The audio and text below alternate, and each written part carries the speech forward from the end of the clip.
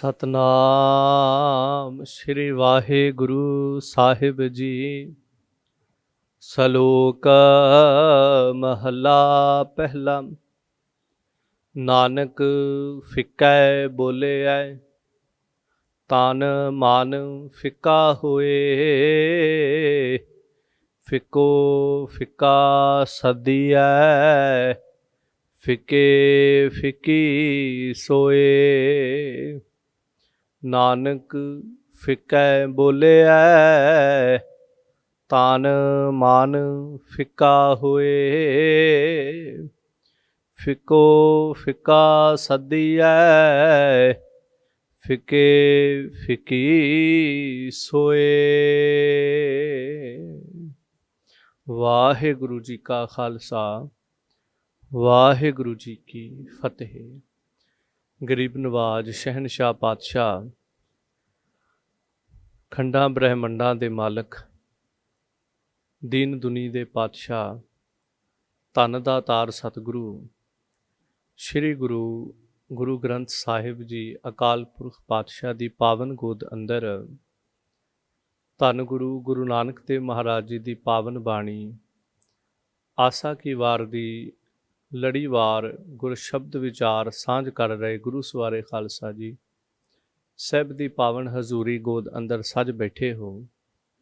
ਆਓ ਸਾਹਿਬ ਦੀਆਂ ਅਸੀਸਾਂ ਦੇ ਸਦਕਾ ਜੋ ਇਹ ਪਾਵਨ ਲੜੀ ਦੀ ਪ੍ਰਾਰੰਭਤਾ ਹੋਈ ਹੈ, ਅੱਜ 20ਵਾਂ ਪਾਵਨ ਬਚਨ ਗੁਰੂ ਕਾ 19 ਸ਼ਲੋਕ ਸੰਪੂਰਨ ਹੋਏ ਨੇ। 20ਵੇਂ ਇਸ ਪਾਵਨ ਵਚਨ ਸ਼ਲੋਕ ਦੀ ਪ੍ਰਾਰੰਭਤਾ ਹੈ। ਅਰਦਾਸ ਕਰੀਏ ਕਿ ਮਾਲਕ ਸਾਹਿਬ ਤਰਸ ਕਰਿਓ, ਮਨ ਬਿਰਤੀਆਂ ਸੁਰਤ ਇੰਦਰੀਆਂ ਦੀ ਇਕਾਗਰਤਾ ਬਖਸ਼ਿਓ, ਪ੍ਰੇਮ ਭਾਵਨਾ ਪ੍ਰੀਤ ਪ੍ਰਤੀਤ ਦੀ ਦਾਤ ਦਿਓ, ਕੁਝ ਕਹਿਣ ਸੁਣਨ ਦੀ ਸਮਰੱਥਾ ਦਿਓ। ਜਿਤਨੇ ਜੁੜ ਬੈਠੇ ਹੋ, ਆਓ ਪਿਆਰ ਸਹਿਤ ਉਚਾਰਨ ਕਰੋ ਅਤੇ ਆਖੋ ਜੀ ਸਤਨਾਮ ਸ਼੍ਰੀ ਵਾਹਿਗੁਰੂ ਜੀ। ਸ਼ਲੋਕ ਮਹਲਾ ਪਹਿਲਾ। ਧੰਨ ਗੁਰੂ ਨਾਨਕ ਦੇਵ ਮਹਾਰਾਜ ਜੀ ਅੱਜ ਦੇ ਇਸ ਪਾਵਨ ਬਚਨ ਦੇ ਅੰਦਰ ਸਾਹਿਬ ਗੁਰੂ ਨਾਨਕ ਪਾਤਸ਼ਾਹ ਜੀ 2 ਸ਼ਲੋਕ ਅਤੇ 1 ਪੌੜੀ ਦੇ ਅੰਦਰ ਕਿਰਪਾ ਕਰਨਗੇ। ਇਸ ਪਾਵਨ ਬਚਨ ਅੰਦਰ ਸਾਹਿਬ ਜੀ ਪਹਿਲੇ ਹਿੱਸੇ ਦੇ ਅੰਦਰ ਫਿੱਕਾ ਬੋਲਣ ਵਾਲੇ ਜੋ ਮਨੁੱਖ ਹਨ ਉਹਨਾਂ ਦੀ ਦਾਸਤਾਂ ਵਰਣਨ ਕਰਨਗੇ। ਉਸ ਤੋਂ ਅਗਲੇ ਹਿੱਸੇ ਦੇ ਅੰਦਰ ਸਾਹਿਬ ਉਹਨਾਂ ਦਾ ਜ਼ਿਕਰ ਕਰਨਗੇ ਜਿਹੜੇ ਬਾਹਰੋਂ ਤੇ ਬਹੁਤ ਧਰਮੀ ਦਿਖਾਈ ਦਿੰਦੇ ਨੇ। ਇੱਥੇ ਕੋਈ ਸ਼ੱਕ ਨਹੀਂ ਉਹ ਕਿਸੇ ਵੀ ਮਜ਼ਹਬ ਨਾਲ ਸੰਬੰਧ ਰੱਖਦਾ ਹੋਵੇ, ਬਸ ਜਿਸ ਦੇ ਕੋਲ ਬਾਹਰ ਇੱਕ ਧਰਮ ਦਾ ਲਿਬਾਸ ਬਾਹਰੋਂ ਬਹੁਤ ਚੰਗਾ ਹੈ, ਬਾਹਰੋਂ ਹੰਸ ਦੀ ਨਿਆਈ ਹੈ, ਪਰ ਅੰਦਰਲੀ ਬਿਰਤੀ ਜਿਹੜੀ ਉਹ ਇੱਕ ਬਗਲੇ ਦੀ ਤਰ੍ਹਾਂ ਹੈ। ਬਾਹਰਲਾ ਦਿਸਦਾ ਹੋਇਆ ਜੀਵਨ ਜਿਹੜਾ ਹੈ, ਬਾਹਰੀ ਕਰਮ ਕਾਂਡ ਜਿਹੜੇ ਨੇ ਉਹ ਬਿਲਕੁਲ ਦੁੱਧ ਤੋਤੇ ਨੇ, ਪਰ ਅੰਦਰਲਾ ਜੀਵਨ ਜਿਹੜਾ ਹੈ ਉਹ ਲੱਬਾ ਲੱਬ ਝੂਠ ਦੇ ਨਾਲ ਭਰਿਆ ਹੋਇਆ। ਇਸ ਤਰ੍ਹਾਂ ਦਾਤਾਰ ਗੁਰੂ ਨਾਨਕ ਪਾਤਸ਼ਾਹ ਫਿਰ ਪੌੜੀ ਦੇ ਅੰਦਰ ਵੀ ਜ਼ਿਕਰ ਕਰਨਗੇ ਕਿ ਉਹ ਕਰਤਾ ਅਕਾਲ ਪੁਰਖ ਪਰਮੇਸ਼ਰ, ਉਹਨੇ ਸਾਰਾ ਕੁਝ ਜਿਹੜਾ ਇਹਨੂੰ ਸਾਜਿਆ ਹੈ, ਆਪ ਸਾਰੀ ਸ੍ਰਿਸ਼ਟੀ ਤੇ ਇਸ ਚੌਪੜ ਦੇ ਖੇਲ ਨੂੰ ਆਪ ਦੇਖਦਾ ਹੈ। ਬਸ ਤੇਰਾ ਭਲਾ ਇਸੇ ਦੇ ਵਿੱਚ ਹੈ ਕਿ ਤੂੰ ਕਿਸੇ ਦੂਜੇ ਦੀ ਕਮਾਈ ਉੱਤੇ ਆਪਣੇ ਜੀਵਨ ਨੂੰ ਖੁਸ਼ ਨਾ ਕਰ ਤੇ ਆਸ ਨਾ ਲਾ ਕਿ ਕੋਈ ਦੂਸਰਾ ਕਮਾਈ ਕਰਦਾ ਹੈ ਤੇ ਉਹਦੇ ਨਾਲ ਸ਼ਾਇਦ ਮੇਰੀ ਜ਼ਿੰਦਗੀ ਦਾ ਭਲਾ ਹੋ ਜਾਏਗਾ। ਨਹੀਂ, ਇੱਥੇ ਤਾਂ ਆਪਣ ਹੱਥੀਂ ਆਪਣਾ ਆਪੇ ਹੀ ਕਾਜ ਸਵਾਰੀ ਹੈ। ਇੱਥੇ ਤੇ ਆਪਣੀ ਜ਼ਿੰਦਗੀ ਦੇ ਕਾਰਜ ਜਿਹੜੇ ਸੋ ਆਪ ਸਵਾਰਨੇ ਪੈਣੇ ਨੇ। ਇਸ ਤਰ੍ਹਾਂ ਦੇ ਕੁਝ ਵਿਸ਼ੇ, ਕੁਝ ਸਿੱਖਿਆ, ਕੁਝ ਉਪਦੇਸ਼ ਸਤਿਗੁਰੂ ਜੀ ਅੱਜ ਸਾਨੂੰ ਬਖਸ਼ਣਗੇ। ਪ੍ਰਾਰੰਭਤਾ ਕਰਦੇ ਨੇ ਹਜ਼ੂਰ ਪਾਤਸ਼ਾਹ, ਨਾਨਕ ਫਿੱਕੈ ਬੋਲਿਐ, ਤਨ ਮਨ ਫਿੱਕਾ ਹੋਏ। ਫਿੱਕਾ ਬੋਲਣਾ, ਜਿਸ ਤਰ੍ਹਾਂ ਅਸੀਂ ਫਿੱਕੇ ਦਾ ਅਰਥ ਕਵਾਂ ਬੇਰਸਾ, ਜਿਸ ਦੇ ਵਿੱਚ ਕੋਈ ਰਸ ਨਾ ਹੋਵੇ। ਆਪਾਂ ਕਈ ਦਫਾ ਕੋਈ ਕੌੜਾ ਕਿਸੇ ਤਰ੍ਹਾਂ ਦਾ ਕੁਰਖਤ ਬੋਲਿਆ, ਆਪਾਂ ਕਹਿੰਦੇ ਬੋਲ ਬੜੇ ਫਿੱਕੇ ਨੇ, ਉਹਦੇ ਭਾਵ ਉਹਦੀ ਜ਼ਬਾਨ ਵਿੱਚ ਰਸ ਨਹੀਂ, ਫਿੱਕਾ ਬੋਲਦਾ ਹੈ। ਫਿੱਕਾ ਬੋਲਣ ਦੇ ਪਰਥਾਏ ਸਾਹਿਬ ਨੇ ਬਾਣੀ ਅੰਦਰ ਬੇਅੰਤ ਦਫਾ ਸਮਝਾਇਆ। ਫਿੱਕਾ ਬੋਲ ਵੇ ਗੁਚਣਾ, ਸੁਣ ਮੂਰਖ ਮਨ ਅਜਾਣ, ਜਦੋਂ ਫਿੱਕਾ ਬੋਲਦੇ ਹਾਂ ਵਿਗੁਚਨਾ ਖੁਵਾਰੀਆਂ ਨੇ ਸੰਸਾਰ ਦੇ ਉੱਤੇ। ਅਸੀਂ ਜਿਸ ਕਰਤਾ ਅਕਾਲ ਪੁਰਖ ਪਰਮੇਸ਼ਰ ਨਾਲ ਜੁੜੇ ਹਾਂ ਉਹਦੇ ਪਰਥਾਏ ਤੇ ਸਹਿਬਾਣੀ ਅੰਦਰ ਕਹਿੰਦੇ ਨੇ, ਮਿੱਠ ਬੋਲੜਾ ਜੀ ਹਰ ਸੱਜਣ ਸੁਆਮੀ ਮੋਰਾ, ਹਉ ਸੰਭਲ ਥੱਕੀ ਜੀ ਉਹ ਕਦੇ ਨਾ ਬੋਲੇ ਕੌੜਾ। ਕੌੜਾ ਬੋਲ ਨਾ ਜਾਣੈ ਪੂਰਨ ਭਗਵਾਨੈ, ਔਗਣ ਕੋ ਨਾ ਚਿਤਾਰੇ। ਕਿ ਜਿਸ ਮਾਲਕ ਦੇ ਨਾਲ ਗੁਰੂ ਕਾ ਸਿੱਖ ਜੁੜਿਆ ਨਾ, ਉਹ ਤੇ ਮਿੱਠ ਬੋਲੜਾ ਜੀ ਹਰ ਸੱਜਣ ਸੁਆਮੀ ਮੋਰਾ। ਉਹ ਤਾਂ ਇਸ ਤਰ੍ਹਾਂ ਦਾ ਸਦਾ ਮਿੱਠਾ ਬੋਲਦਾ ਹੈ। ਕਿਤਨਾ ਕੁ ਮਿੱਠਾ ਬੋਲਦਾ ਹੈ। ਜਦੋਂ ਅਸੀਂ ਧੰਨ ਗੁਰੂ ਨਾਨਕ ਦੇਵ ਮਹਾਰਾਜ ਦੇ ਜੀਵਨ ਪੜ੍ਹਦੇ ਹਾਂ, ਇੱਕ ਪਾਸੇ ਵਲੀ ਕੰਧਾਰੀ ਪੱਥਰ ਸੁੱਟਦਾ ਪਿਆ ਹੈ ਤੇ ਧੰਨ ਗੁਰੂ ਨਾਨਕ ਦੇਵ ਮਹਾਰਾਜ ਇਹ ਨਹੀਂ ਕਿ ਥੱਲਿਓਂ ਉਹਨੂੰ ਕੋਈ ਕੌੜਾ ਬੋਲ ਕਹਿੰਦੇ ਨੇ, ਉਹਨੂੰ ਵੀ ਕਹਿ ਰਹੇ ਨੇ ਤੇਰਾ ਭਲਾ ਹੋਵੇ। ਉਹਨੂੰ ਵੀ ਕਿਸੇ ਤਰ੍ਹਾਂ ਦਾ, ਹਾਲਾਂਕਿ ਉਹ ਭਾਈ ਮਰਦਾਨੇ ਨੂੰ ਕਿਤਨਾ ਕੌੜਾ ਬੋਲਦਾ ਹੈ। ਮਰਦਾਨਾ ਆ ਕੇ ਗੁਰੂ ਨਾਨਕ ਪਾਤਸ਼ਾਹ ਨੂੰ ਦੱਸਦਾ ਵੀ ਪਿਆ, ਪਰ ਫਿਰ ਵੀ ਸਤਿਗੁਰੂ ਕੌੜਾ ਬਚਨ ਨਹੀਂ ਕਹਿੰਦੇ ਪਏ। ਜੇ ਕਹਿ ਦਈਏ ਇੰਨੀ ਕੁ ਮਿਠਾਸ ਹੈ ਮੇਰੇ ਗੁਰੂ ਨਾਨਕ ਦੇ ਅੰਦਰ ਕਿ ਅੱਜ ਵੀ ਜਦੋਂ ਅਸੀਂ ਰੀਠਾ ਸਾਹਿਬ ਜਾ ਕਰਕੇ ਉਸ ਪਾਵਨ ਅਸਥਾਨ ਦੇ ਦੀਦਾਰ ਕਰੀਏ ਤੇ ਗੁਰਮੁਖਾ ਸਿੱਖਾ ਤੂੰ ਕਹਿੰਦਾ ਗੁਰੂ ਕੀ ਬਾਣੀ ਪੜ੍ਹ ਕੇ ਮੇਰੇ ਜੀਵਨ 'ਚ ਮਿਠਾਸ ਨਹੀਂ ਆਈ, ਗੁਰੂ ਕੀ ਤਾਂ ਚਰਨਾਂ ਦੀ ਛੋਹ ਲੈ ਕੇ, ਗੁਰੂ ਕੀ ਕੁਝ ਘੜੀਆਂ ਦੀ ਸੰਗਤ ਮਾਣ ਕੇ ਜੇ ਉਹ ਕੌੜੇ ਰੀਠੇ ਜ਼ਹਿਰ ਵਰਗੇ ਰੀਠੇ ਮਿੱਠੇ ਹੋ ਸਕਦੇ, ਤੇਰੇ ਜੀਵਨ 'ਚ ਕਿਉਂ ਨਹੀਂ ਮਿਠਾਸ ਆ ਸਕਦੀ। ਅੱਜ ਵੀ ਜਦੋਂ ਰੀਠਾ ਸਾਹਿਬ ਜਾਈਏ ਉੱਥੇ ਪ੍ਰਸ਼ਾਦ ਵੀ ਰੀਠਿਆਂ ਦਾ ਦਿੱਤਾ ਜਾਂਦਾ ਹੈ ਤੇ ਬਿਲਕੁਲ ਅੰਮ੍ਰਿਤ ਵਰਗੇ ਬਿਲਕੁਲ ਮਿੱਠੇ ਰੀਠੇ। ਦੁਨੀਆ ਤੇ ਇੱਕੋ ਇੱਕ ਐਸਾ ਰੀਠਿਆਂ ਦਾ ਰੁੱਖ ਹੈ ਜਿਹਦੇ ਮਿੱਠੇ ਨੇ, ਬਾਕੀ ਸਾਰੀ ਦੁਨੀਆ ਦੇ ਰੁੱਖਾਂ ਦੇ ਰੀਠੇ ਜਿਹੜੇ ਉਹ ਕੌੜੇ ਨੇ। ਮੈਂ ਜ਼ਿਕਰ ਕਰਾਂ, ਅਸੀਂ ਉਸ ਗੁਰੂ ਨਾਨਕ ਪਾਤਸ਼ਾਹ ਨਾਲ ਜੁੜੇ ਹਾਂ ਜਿਸ ਦੀ ਜ਼ੁਬਾਨ ਜਿਹੜੀ ਹੈ ਉਹ ਸਦਾ ਰਸ ਦੇ ਨਾਲ ਭਰੀ ਹੈ। ਭਾਵੇਂ ਕੌਡਾ ਰਾਖਸ਼ ਆਉਂਦਾ, ਭਾਵੇਂ ਉੱਥੇ ਬਾਬਰ ਵਰਗੇ ਆਉਂਦੇ ਨੇ, ਕੋਈ ਵੀ ਆਉਂਦਾ ਗੁਰੂ ਨਾਨਕ ਪਾਤਸ਼ਾਹ ਨੂੰ ਪੂਤਨਾ ਬੇਤਾਲਾ ਕਹਿਣ ਵਾਲੇ ਆਉਂਦੇ ਨੇ, ਭਾਵੇਂ ਸਿੱਧ ਲੋਕ ਆਉਂਦੇ ਨੇ, ਗੁਰੂ ਨਾਨਕ ਪਾਤਸ਼ਾਹ ਕਿਸੇ ਨੂੰ ਕੁਰਖਤ ਨਹੀਂ ਬੋਲਦੇ।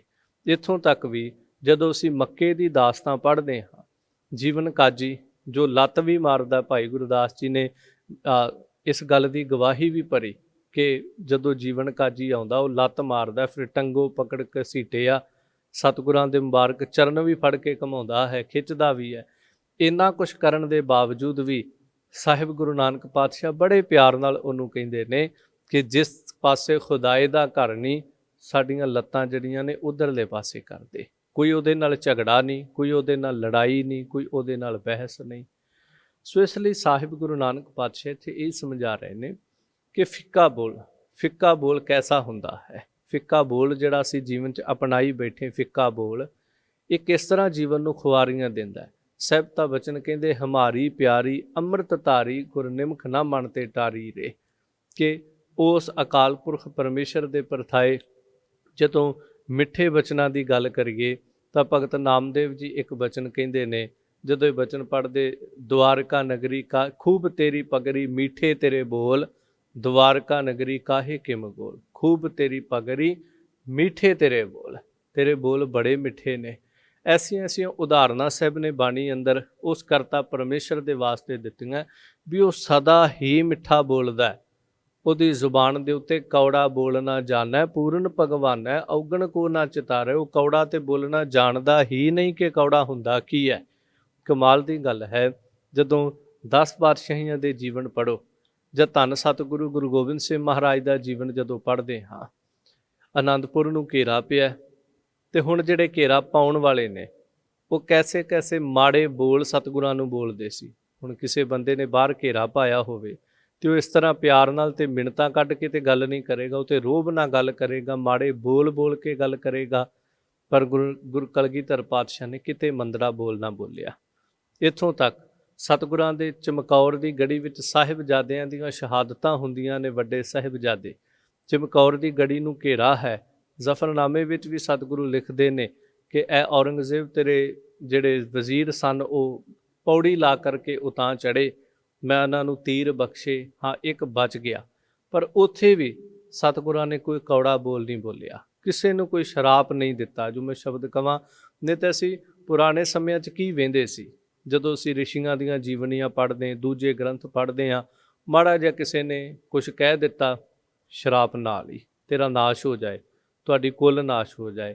ਜਦੋਂ ਦੁਰਵਾਸਾ ਰਿਸ਼ੀ ਦੇ ਗਲ 'ਚ ਬੱਚਿਆਂ ਨੇ ਸੱਪ ਪਾ ਦਿੱਤਾ, ਨਾਲ ਹੀ ਉਹਨੇ ਕਹਿ ਦਿੱਤਾ ਬਸ ਸ਼ਰਾਪ ਦੇ ਦਿੱਤਾ। ਜੇ ਬੱਚਿਆਂ ਨੇ ਮਜ਼ਾਕ ਦੇ ਵਿੱਚ ਉਹ ਇੱਕ ਬੱਚੇ ਨੂੰ ਪੇਟ ਦੇ ਉੱਤੇ ਉਹਦੇ ਕੌਲਾ ਬੰਨ੍ਹ ਕੇ ਲਿਆ ਕੇ ਸਾਹਮਣੇ ਖੜਾ ਕੀਤਾ, ਜੀ ਇਹਦੇ ਪੇਟ 'ਚੋਂ ਕੀ ਜਨਮ ਲਏਗਾ। ਮਜ਼ਾਕ ਕਰਦੇ ਬੱਚੇ ਨੇ, ਭੋਲੇ ਭਾਲੇ ਬੱਚੇ ਨੇ, ਕਹਿੰਦਾ ਤੁਹਾਡੀ ਕੁੱਲ ਦਾ ਨਾਸ਼ ਕਰਨ ਵਾਲਾ ਪੈਦਾ ਹੋਏਗਾ ਇਹਦੇ 'ਚੋਂ। ਬੇਅੰਤ ਐਸੀਆਂ ਘਟਨਾਵਾਂ ਜਿੱਥੇ ਕੋਈ ਗੱਲ ਵੀ ਨਹੀਂ, ਕੋਈ ਖ਼ਾਸ ਕਾਰਨ ਵੀ ਨਹੀਂ, ਬਸ ਤੁਰੇ ਜਾਂਦੇ ਸ਼ਰਾਪ ਦਿੱਤੇ ਗਏ ਲੋਕਾਂ ਨੂੰ। ਪਰ ਸਾਹਿਬ ਦੇ ਜੀਵਨ ਵਿੱਚ ਅਸੀਂ ਕਿਤੇ ਨਹੀਂ ਪੜ੍ਹਦੇ ਕਿਸੇ ਨੇ ਦੁਖਾਇਆ ਹੋਵੇ ਸਤਿਗੁਰਾਂ ਨੂੰ ਤੇ ਸਾਹਿਬ ਨੇ ਅੱਗੋਂ ਸ਼ਰਾਪ ਦਿੱਤੇ ਹੋਣ। ਇਸ ਲਈ ਗੁਰੂ ਨਾਨਕ ਪਾਤਸ਼ਾਹ ਆਪਣੇ ਸਿੱਖ ਨੂੰ ਇਹ ਕਹਿੰਦੇ ਨੇ, ਜਦੋਂ ਆਪਾਂ ਅਰਦਾਸ ਦੇ ਵਿੱਚ ਵੀ ਸਿੱਖ ਤੇ ਸਰਬੱਤ ਦਾ ਭਲਾ ਮੰਗਣ ਵਾਲਾ ਹੈ, ਜਦੋਂ ਕਹਿੰਦਾ ਨਾਨਕ ਨਾਮ ਚੜ੍ਹਦੀ ਕਲਾ ਤੇਰੇ ਭਾਣੇ ਸਰਬੱਤ ਦਾ ਭਲਾ। ਹੁਣ ਇੱਕ ਪਾਸੇ ਸਰਬੱਤ ਦਾ ਭਲਾ ਮੰਗਦਾ ਹੋਵੇ ਤੇ ਦੂਜੇ ਪਾਸੇ ਫਿਰ ਫਿੱਕਾ ਕਿਵੇਂ ਕਿਸੇ ਨੂੰ ਬੋਲਦਾ ਹੈਗਾ।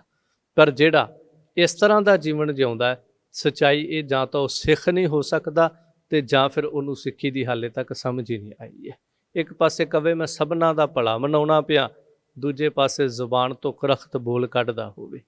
ਸੋ ਸਮੇਂ ਅੰਦਰ ਜ਼ਿਕਰ ਕਰਾਂ, ਸਾਹਿਬ ਗੁਰੂ ਨਾਨਕ ਪਾਤਸ਼ਾਹ ਕਹਿੰਦੇ ਨਾਨਕ ਫਿੱਕਾ ਬੋਲਿਆ, ਫਿੱਕਾ ਬੋਲਣ ਦੇ ਨਾਲ ਤਨ ਮਨ ਫਿੱਕਾ ਹੋਏ। ਇੱਕ ਤੇ ਆਪਣਾ ਤਨ ਤੇ ਮਨ ਫਿੱਕਾ ਹੁੰਦਾ।